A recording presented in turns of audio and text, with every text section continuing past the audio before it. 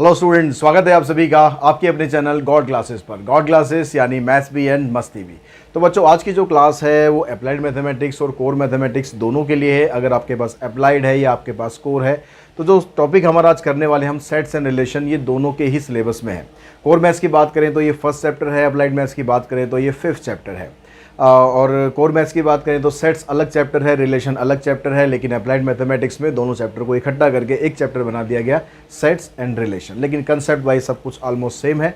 ठीक है, questions differ हो सकते हैं। हम एम एल अग्रवाल यूज़ कर रहे हैं, कोर मैथमेटिक्स में एनसीईआरटी यूज़ कर दें तो एम एल अग्रवाल में कंपेरेटिवली क्वेश्चन आपको ज़्यादा ही मिलेंगे। तो एनसीईआरटी के जो क्वेश्चन हैं वो सारे ऑलमोस्ट इसमें कवर हो जाएंगे। तो अगर आप कोर मैथ्स के स्टूडेंट्स हैं तो भी ये वीडियो आपके लिए उतनी ही बेनिफिशियल है जितनी अप्लाइड मैथमेटिक्स के स्टूडेंट्स के लिए है। तो स्टार्ट करते हैं, इसका कंसेप्ट समझते हैं पहले कि सेट्स एक्चुअली क्या होता है, क्या किस किस तरीके से हम पता लगा सकते हैं कि भाई ये सेट है या नहीं है, और क्या क्या इसकी टाइप्स होती हैं, कैसे हम इसको रिप्रेजेंट करते हैं। जितना भी सेट्स का बेसिक है वो आज के इस वीडियो में हम डिस्कस करेंगे। एक्सरसाइज हम नेक्स्ट वीडियो में करेंगे। तो सारा कुछ बेसिक कंसेप्ट आज उसके बारे में बात करते हैं कि सेट्स क्या है।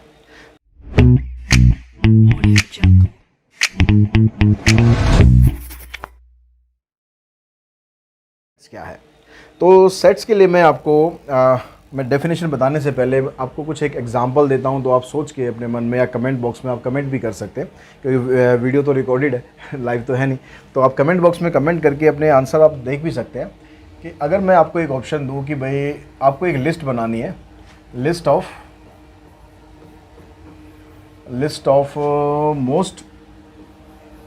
मोस्ट इंटेलिजेंट या आप कह सकते हो कि मोस्ट फेवरेट टीचर, आप टीचर के फेवरेट कह सकते हो, इंटेलिजेंट कह सकते हो, टीचर ऑफ योर स्कूल। ठीक है, हालांकि जो टीचर है वो इंटेलिजेंट तो अपने आप में ही है कि इतने सारे बच्चों को पढ़ाना, डील करना, तो एक टीचिंग की क्वालिटी है। तो सारे टीचर इंटेलिजेंट हैं, लेकिन फिर भी एक समझने के लिए हम यहाँ पर समझते हैं कि भाई अगर आपको चुनना हो कि भाई मोस्ट फेवरेट टीचर आप कह सकते हो, मोस्ट इंटेलिजेंट टीचर कह सकते हो, ठीक है, या मोस्ट अमेजिंग टीचर कह सकते हो ऑफ योर स्कूल।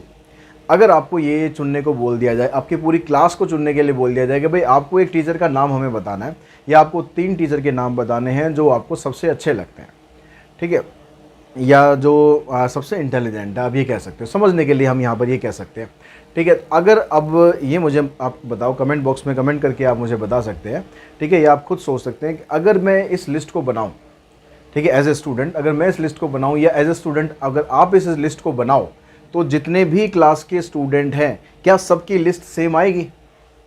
क्या सबकी लिस्ट सेम आ सकती है? क्या हर एक बच्चा वही 3 नाम लिखेगा जो पहले बच्चे ने लिखे, या दूसरे ने लिखे, या तीसरे ने लिखे? हर एक बच्चा क्या वही नाम लिखेगा कि नहीं लिखेगा? बिल्कुल भी नहीं लिखेगा। हो सकता है कुछ मैच कर जाए, लेकिन हो सकता है कि कुछ मैच ना करें। मतलब ये बिल्कुल भी श्योरिटी नहीं है कि सबकी लिस्ट एक जैसी होगी। एक और एग्जांपल लेते हैं कि अगर मैं आपसे कहूँ कि भाई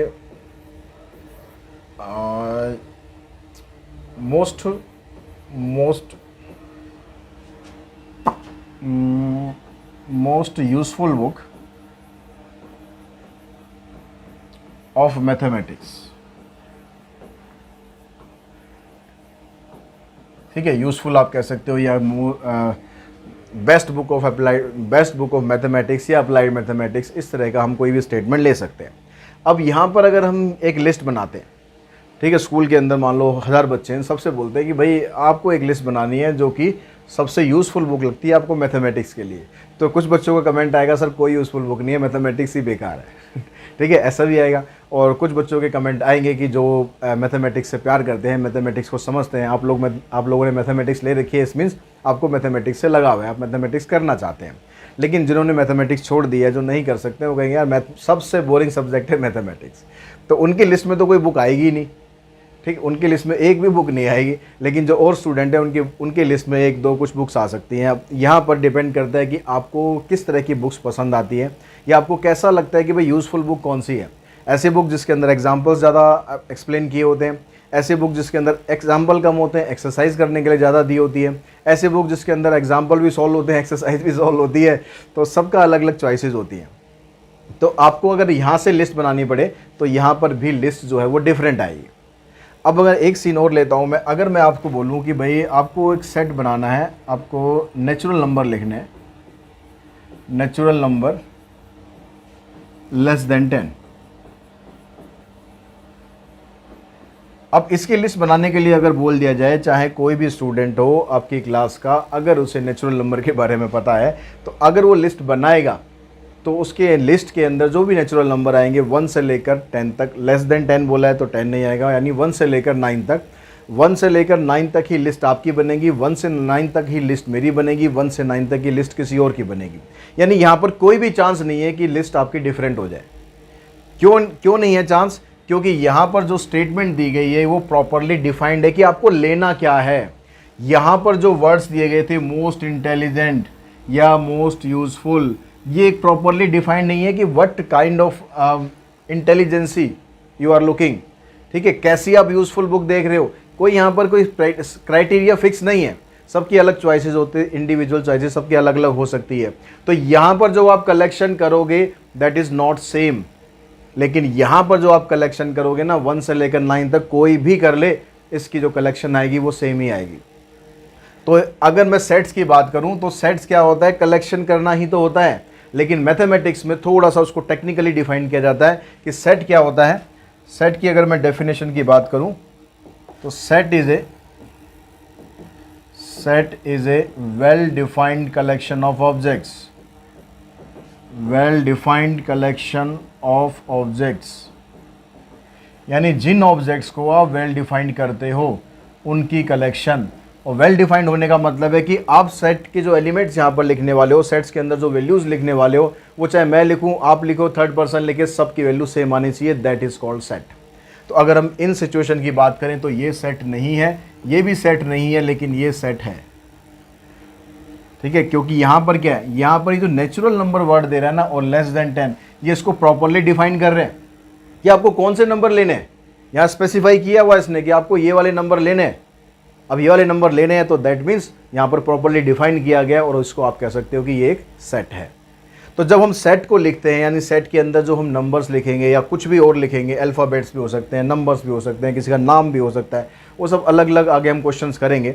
ठीक है, तो अगर हम सेट्स के अंदर जैसे हम नेचुरल नंबर लिखते हैं तो 1 2 3 4 5 6 7 8 9 10, ये जो ऑब्जेक्ट्स हम लिख रहे हैं ना, इसके अंदर 10 नहीं आएगा क्योंकि लेस देन है भाई, 10 नहीं आएगा। ठीक है, ये जो ऑब्जेक्ट्स हम इसके अंदर लिख रहे हैं, इनको हम बोलते हैं मेंबर्स ऑफ सेट या फिर elements of set. The objects written are called members और एलिमेंट्स। मेंबर्स भी बोल सकते हो और एलिमेंट्स भी बोल सकते हो। अब ये जो मेंबर्स या एलिमेंट्स आप लिखते हो, जैसे मैंने यहाँ पर लिखा है, यहाँ पर आपको ये कॉमा लगा के इनको सेपरेट करना है। They can be separated by commas, they can be separated by commas.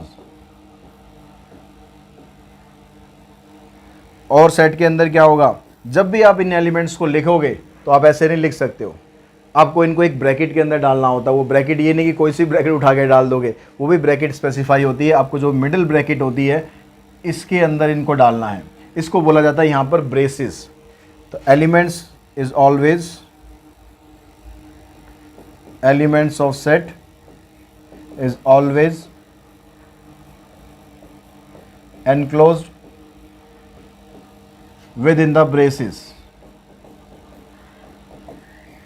हमेशा आप इनको ब्रेसिस के अंदर ही लिखेंगे। अगर आप बिना ब्रेसिस के लिख रहे हो, यानी बिना इस करली ब्रैकेट के लिख रहे हो, तो सेट कंसीडर नहीं होगा, नंबर भूल जाना, नंबर नहीं मिलेगा एक भी। अगर आपने खाली ऐसे लिख दिया 1 2 3 4 5 6, ठीक है, ब्रेसिस के अंदर होने चाहिए। और जब भी आप सेट्स को रिप्रेजेंट करोगे, sets is always represented by, sets are always represented by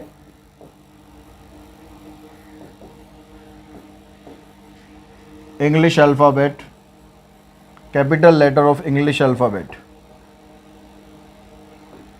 by capital letter of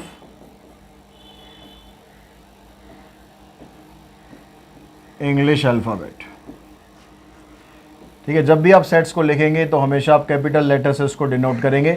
letter कोई भी हो सकता है, ए बी सी डी, जो आपका मन करे, या फिर जो सेट में दे रखा होगा तो वही लेना है, अदरवाइज आप कोई भी कैपिटल लेटर ले सकते हो, उससे आप सेट को डिनोट कर सकते हो। तो आई थिंक सेट्स के बारे में आपको क्लियर हो गया होगा कि सेट्स होता क्या है। अब इसके बारे में और हम थोड़ा सा बात करते हैं कि सेट्स के अंदर क्या क्या चीज़ें और हो सकती हैं। जब हम सेट्स को रिप्रेजेंट करते हैं तो क्या तरीका होता है सेट्स को रिप्रेजेंट करने का। ठीक है, representation of set.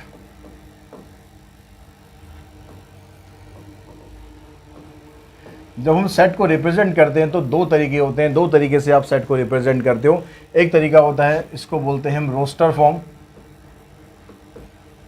Roster form, या फिर आप इसे टेबुलर फॉर्म भी बोल सकते हैं,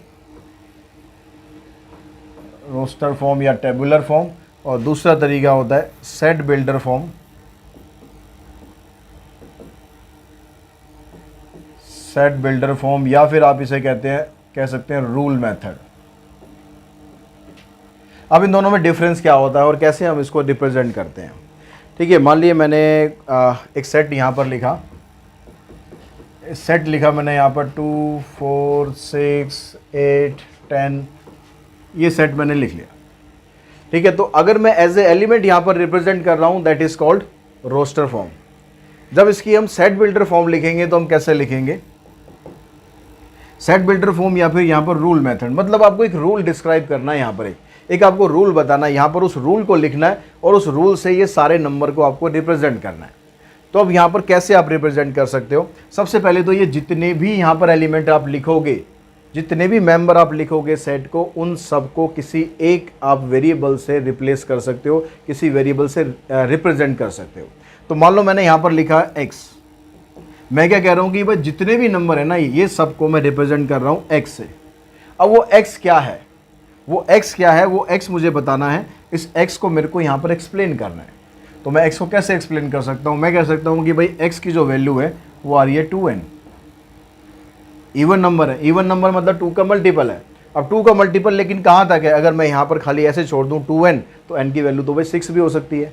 अगर n की वैल्यू 6 होगी तो 6 2 12, 12 तो इसमें है ही नहीं। तो मेरे को n की वैल्यू को यहाँ पर बाउंड करना पड़ेगा कि n की वैल्यू मुझे कहाँ से कहाँ तक लेनी है। तो n को जो बाउंड करेंगे, हम बाउंड करने के लिए हमें क्या लिखना है, n की वैल्यू देखो मैं अगर 1 लेता हूँ, n की वैल्यू मैंने 1 ली तो आ जाएगा आपके पास 2, n की वैल्यू मैंने 2 ली तो आ जाएगा 4, 3 लूँगा तो 6, 4 लूँगा तो 8 और 5 लूँगा तो 10। यानी n को मैंने बाउंड कर दिया कहाँ से, 1 से लेकर 5 तक। तो आप इस तरीके से लिख सकते हो, या सिंपली आप ऐसे भी लिख सकते हो, वही n इक्वल्स टू 1 2 3 4 एंड 5।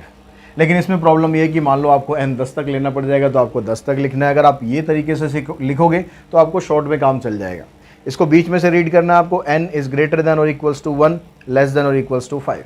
तो आपको मान लो 10 तक जाना है तो यहाँ बस आपको 10 करना है, आपको मतलब 3 से स्टार्ट करना है तो यहाँ 3 करना है, और जाके आगे जहाँ तक जाना है वहाँ तक आप इसको लिख सकते हो।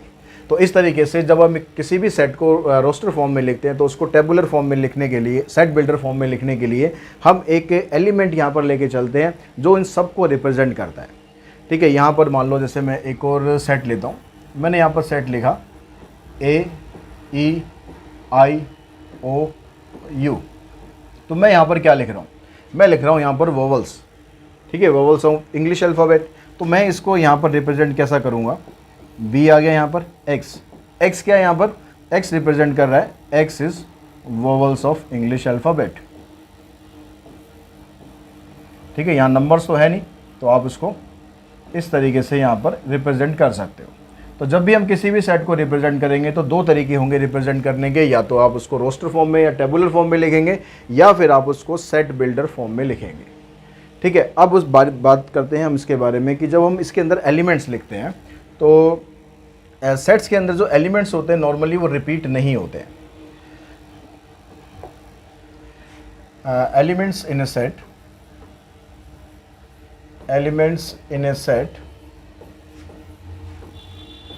Is not repeated. It means अगर आप वहाँ पर रिपीटेड एलिमेंट लिखते हो तो उसको काउंट नहीं करना है अलग से हमें। अगर मान लो मैं एक सेट लिख रहा हूँ कि सेट मैं लिखता हूँ 1 2 3, और एक सेट मैंने लिखा यहाँ पर B, तो मैं यहाँ पर लिख रहा हूँ 1 2 2 3। तो यहाँ पर ये दोनों सेट मैं लिख रहा हूँ, दोनों सेट ये अलग नहीं है, दोनों सेट सेम है। ठीक है, अगर आप ऐसे लिख रहे हो 1 2 3, अगर आप ऐसे लिख रहे हो 1 2 2 3, तो यहाँ पर ये जो 2 2 अलग अलग हम लिख रहे हैं ये अलग अलग काउंट नहीं होगा, इसको आप एक ही एलिमेंट काउंट करेंगे, 1 एलिमेंट।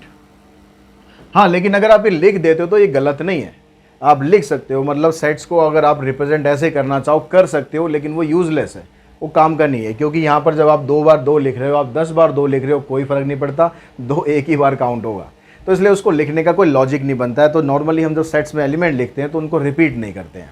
ठीक है, मान लो जैसे मैंने एक मैंने वर्ड लिया यहाँ पर, मैंने वर्ड ले लिया, मान लो हम ले लेते हैं क्लासेस। ठीक है, गॉड क्लासेस का हमने ले लिया क्लासेस। अब ये कह रहा है कि क्लासेस के अंदर जितने अल्फ़ाबेट्स आ रहे हैं वो उनका आपको एक सेट बनाना है। तो उनका जब हम सेट बनाएंगे तो हम क्या लिखेंगे, हम लिखेंगे C, हम लिखेंगे L, हम लिखेंगे A, हम लिखेंगे S और हम लिखेंगे E। बस ये आपको 3 बार यहाँ पर S आ रहा है, तो भाई आपको ये 3 बार S लिखने की ज़रूरत नहीं है, हमें सिर्फ यहाँ अल्फ़ाबेट्स बताने हैं कि यहाँ पर अल्फ़ाबेट्स कौन से यूज़ हो रहे हैं। तो अगर सेट्स के अंदर आप रिपीट करोगे तो उसका कोई फ़ायदा नहीं है, कोई लॉजिक नहीं है, इसलिए लिखने के लिए मतलब आप खामखा अपना टाइम वेस्ट करोगे और कुछ नहीं है। हाँ, लेकिन ये है कि अगर आपसे कोई पूछे कि भाई ये सेट है या नहीं है, इसको सेट कंसीडर करेंगे या नहीं करेंगे, तो इसको हम सेट कंसीडर करेंगे, ऐसा नहीं है कि ये सेट नहीं है। ठीक है, तो जब हम किसी भी एलिमेंट को लिखते हैं सेट्स के अंदर, तो वो एलिमेंट उस सेट के अंदर आ रहा है या नहीं आ रहा है, इस चीज़ को हम किस तरीके से रिप्रेजेंट करते हैं। जैसे मान लो मैं इस सेट की बात कर रहा हूँ, इस सेट के अंदर मैं कह रहा हूँ कि भाई अल्फ़ाबेट C जो है वो इस सेट के अंदर आ रहा है, इस सेट को नाम दे देते हैं हम A। तो इसको लिखने के लिए हम क्या करेंगे, हम लिखेंगे C belongs to set A। ये जो सिंबल मैं यहाँ पर लगा रहा हूँ इसका मतलब होता है बिलोंग्स टू, मतलब यहाँ पर मैं ये बताना चाह रहा हूँ कि जो C अल्फ़ाबेट है वो सेट A के अंदर आता है, इस सेट A का हिस्सा है, इसके परिवार का हिस्सा है, इसके अंदर ये एलिमेंट बिलोंग करता है। अगर मेरे से पूछा जाए कि भाई D इसके अंदर आता है या नहीं आता है, तो मैं यहाँ लिखूँगा D doesn't belongs to A, D इस सेट के अंदर नहीं आता है। ठीक है, तो इस तरीके से कोई एलिमेंट किसी सेट के अंदर आ रहा है या नहीं आ रहा है, इसको रिप्रेजेंट करने के लिए हम ये वाला सिंबल यूज़ करते हैं, इसका मतलब होता है बिलोंग्स टू। अगर मैं इसके ऊपर क्रॉस लगा दूं तो आ जाएगा डजंट बिलोंग्स टू, मतलब सेट जो D एलिमेंट है वो इस सेट के अंदर नहीं आएगा। अब हम बात करते हैं टाइप ऑफ सेट के बारे में कि भाई सेट्स की टाइप क्या क्या होती हैं। तो टाइप्स ऑफ सेट्स, तो जब हम सेट की बात करते हैं तो सबसे पहले हम बात करते हैं फाइनाइट सेट।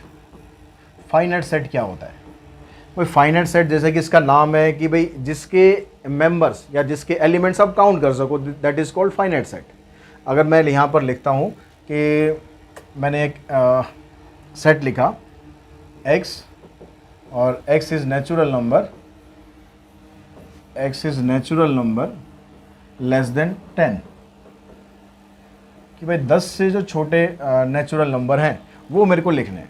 अब 10 से छोटे नेचुरल नंबर है तो मैं उन्हें काउंट कर सकता हूँ, कितने, 1 2 3 4 5 6 7 8 9, ये 9 एलिमेंट आ गए। अगर मैं लिखूँ भाई लेस देन 10,000 तो भी मैं काउंट कर सकता हूँ, अगर मैं लिखूँ लेस देन 1 मिलियन तो भी मैं काउंट कर सकता हूँ।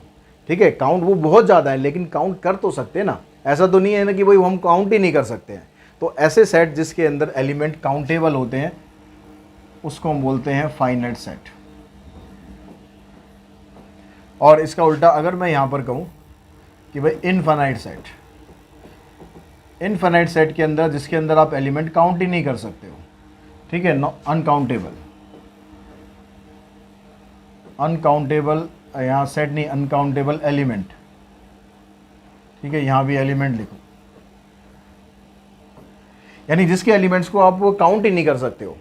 फॉर एग्जांपल मैं अगर यहाँ पर लिख दूँ x और x को क्या रिप्रेजेंट करूँ, मैं कहूँ कि x is a natural number,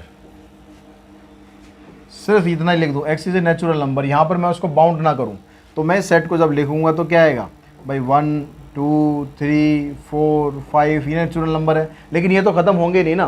वो बाउंड हमने किया नहीं, तो इसके आगे क्या करेंगे हम, dot dot dot dot dot dot लगा देंगे। इस डॉट का मतलब है कि भाई आप उसे काउंट नहीं कर सकते हो, थक जाओगे, छोड़ दो इसको यहीं पर ही, इतना ही बहुत है। ठीक है, तो ऐसे एलिमेंट जब आप उसको काउंट नहीं कर सकते हो तो उस सेट को हम बोलते हैं इनफाइनाइट सेट। उसके बाद फाइनाइट सेट, इनफाइनाइट सेट, उसके बाद हम बात करते हैं एम्प्टी सेट। बहुत इंपॉर्टेंट सेट है एम्प्टी सेट। इसको एम्प्टी सेट भी बोलते हैं, इसको नल सेट भी बोलते हैं, इसको वॉइड सेट भी बोलते हैं। इसका मतलब है कि जैसे नाम है इसका एम्प्टी, भैया खाली है बिल्कुल, लेकिन बड़े काम का है, ये बता रहा हूँ।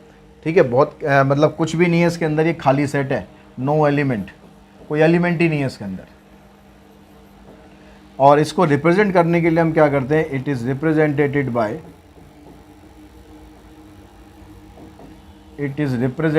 Bye the symbol phi. इस सिंबल को हम क्या बोलते हैं, फाई। या तो फाई से रिप्रेजेंट करते हैं, या फिर आप सिंपल क्या कर सकते हो, ऐसे ब्रेसेस लगा सकते हो। बस ब्रेसेस के अंदर कुछ नहीं लिखना, कुछ भी नहीं लिखना, जीरो भी नहीं लिखना है। जीरो भी अगर आपने लिख दिया ना वो एक एलिमेंट बन जाएगा, आपको इसके अंदर कुछ नहीं लिखना, बस ऐसे ब्लैंक छोड़ दो। लेकिन ये थोड़ा सा कंफ्यूजिंग हो जाता है कि भाई आपने ब्लैंक छोड़ दिया, तो ये रहता है कि भाई इसके अंदर बच्चा कुछ लिखना चाह रहा था, नहीं लिखना चाह रहा था। तो नॉर्मली हम क्या यूज़ करेंगे, ये वाला सिंबल ज़्यादा हम यूज़ करेंगे नल सेट के लिए। लेकिन कहीं पर अगर आपको ऐसे खाली दे दिया और पूछ लिया गया आपसे नल सेट है या नहीं है, तो ये नल सेट है, इसके अंदर कुछ भी नहीं है। ठीक है, और उसके बाद आता है सिंगलटन सेट। इसके भी नाम से हमें पता लग रहा है कि भाई किस तरह का सेट है। सिंगलटन मतलब जिसके अंदर एक एलिमेंट हो, it has only one element. अगर आपने लिख दिया भाई यहाँ पर 1, अगर आपने लिख दिया यहाँ पर 0, अगर आपने लिख दिया यहाँ पर 7, कुछ भी लिख दिया, एक एलिमेंट होना चाहिए, एक एलिमेंट है तो उसको हम बोलते हैं सिंगलटन सेट। तो इसके अलावा सेट्स की अगर हम और बात करें तो जो सेट्स होते हैं, जो अल्फ़ाबेट्स होते हैं कुछ, उनको हम एक पर्टिकुलर सेट के लिए इस्तेमाल करते हैं। जैसे क्योंकि आगे जैसे जैसे हम बढ़ेंगे ना, तो आपको जो हम यहाँ स्टेटमेंट में लिख रहे हैं नेचुरल नंबर, तो आपको स्टेटमेंट में लिखा नहीं मिलेगा, आपको सिर्फ क्या मिलेगा, आपको मिलेगा n। क्वेश्चन में आपको बोल देगा भाई x बिलोंग्स टू n। अब ये x बिलोंग्स टू n मतलब क्या है, इसका मतलब आपको पता होना चाहिए भाई इसका मतलब क्या है। इसका मतलब है कि ये बात कर रहा है कि जो x है वो एक नेचुरल नंबर है। n का मतलब क्या है, n का मतलब होता है set of natural number.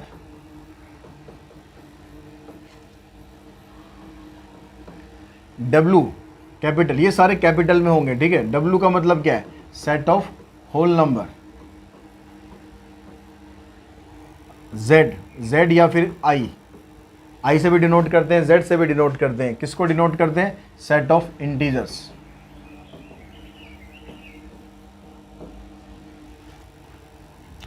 R set of real numbers.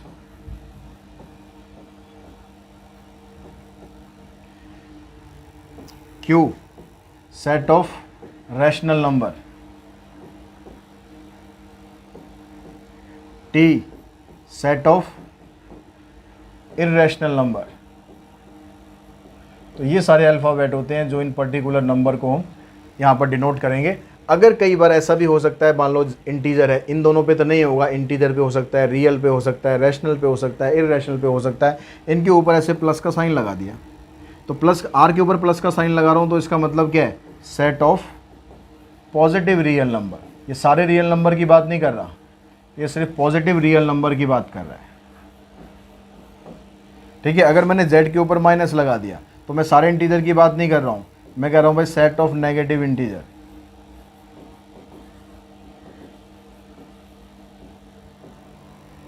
तो जब भी आपको आगे क्वेश्चन में जैसे जैसे आप चैप्टर में आगे बढ़ोगे, तो इन वर्ड्स की, इन सेंटेंसेस की बजाय आपको सिर्फ एक अल्फ़ाबेट दिया जाएगा। इस अल्फ़ाबेट से आपको पता करना है कि किस चीज़ के बारे में बात कर रहा है, कौन से नंबर्स के बारे में ये बात कर रहा है। ठीक है, अब इसके अलावा इसमें एक कंसेप्ट और बाकी रह जाता है, that is called cardinal number. Cardinal number, और इसको ऑर्डर भी बोलते हैं of finite set.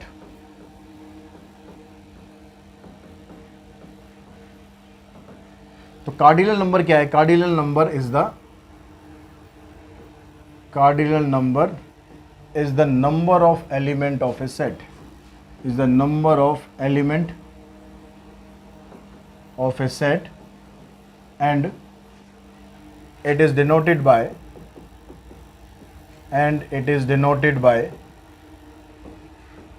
n of a for any set A। अगर कोई सेट A है तो हम यहाँ पर डिनोट करते हैं n of A। n of A मतलब number of element in A set A, that is called cardinal number. अगर आपसे कोई मान लो एक सेट दे दिया जाए A और आपसे पूछा गया कि what is the cardinal number of set A, तो इसका आंसर क्या आएगा? कार्डिनल नंबर आएगा आपके पास 3, या आप ऐसे लिख सकते हो NA इक्वल्स टू 3। अगर सेट का नाम B है तो लिखेंगे n ऑफ B, हमेशा A नहीं लिखना है, कहीं आप हमेशा A ही ठोक दो, ठीक है। सेट B है तो B लिखेंगे, सेट C है तो C लिखेंगे, तो that is called the cardinal number of a finite set. अब यहाँ पर एक चीज़ और आपको क्लियर हो जानी चाहिए, यहाँ पर मैं लिख रहा हूँ फाइनाइट सेट, यानी अगर इनफाइनाइट सेट आएगा तो उसका आप कार्डिनल नंबर फाइंड ही नहीं कर सकते हो, क्योंकि कार्डिनल नंबर के लिए पता होना चाहिए ना कितने एलिमेंट है। इनफाइनाइट में तो पता ही नहीं चलेगा, तो we can not find cardinal number for any infinite set.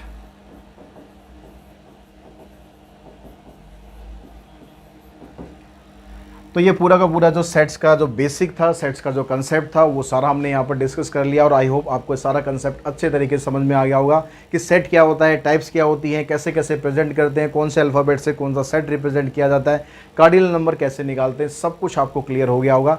तो जो नेक्स्ट वीडियो आएगी इस एक्सरसाइज की, तो उस एक्सरसाइज से पहले आप ये सारा कंसेप्ट रिवाइज कर लेना, ताकि एक्सरसाइज के जो क्वेश्चंस है ना वो आप साथ साथ जैसे जैसे मैं क्वेश्चन करूँगा तो उसके साथ साथ आप भी कर लें, या उससे पहले ही आप करके रखें, बस चेक करें वीडियो में कि आपके आंसर्स कितने ठीक है और कितने गलत हैं।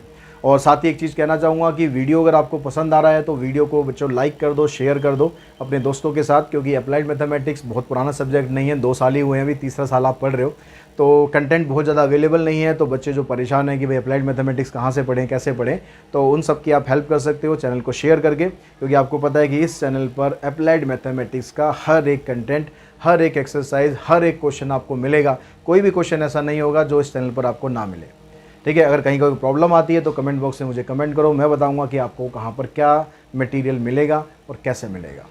तो आज की इस वीडियो में इतना ही। Thanks to all of you.